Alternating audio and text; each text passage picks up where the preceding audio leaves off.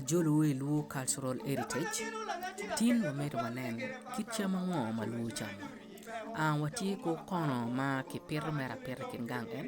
o kono ki pir me yo mo bedini ni ki gor ngom ki ruaxe nyigu kono ci twi gina de timo mabe peke doyo kono tiro wiya tiro kamo mero ulako dok ye ci ka ulak kero nyige kero en kome eni nyak bolo kome kado tegi ma inde na no tegi cire bon ki chi idwa ke winyo ko kak no kono tegi wa kono ki chamo yo manini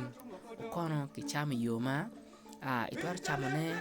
kit eno ni boko che chamo unyo itwar mato ne ki chai unyo itwar chamo ne ki dek unyo itwar chamo ne ki udi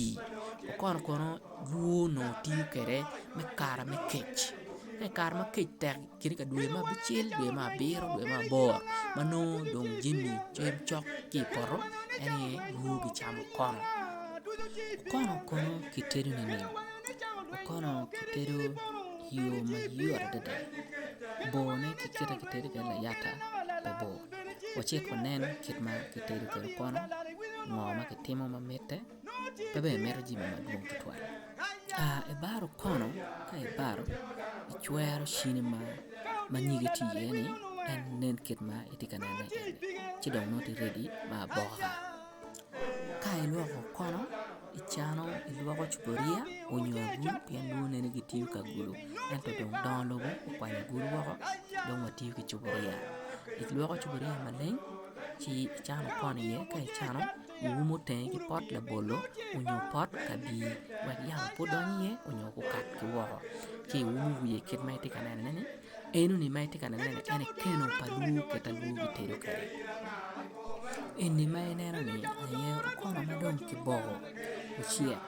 dong tia tera me achama yu achil me chamo kono yu ma yot eni enero en twar pichalo kuon unyo bene twar pichalo me ba enu ni aye chama chiel maluo tiu kere melweny ikom kech igana ma meki piano kono twar gwako ne uri unyo idero unyo kamo ma yu ma gwaka ye pi mwaka bich unyo mwaka pa unyo makaro bene twar tingu ne kumeno che bini chibu pe balle unyo twar tiero ye che twaro chine chi igwako ripa kono medo lime ka uri maduong lime bene medde beru jaro kono pa mono afoya matek Antlone Kenyera James Banya wipo will ka subscribing pogi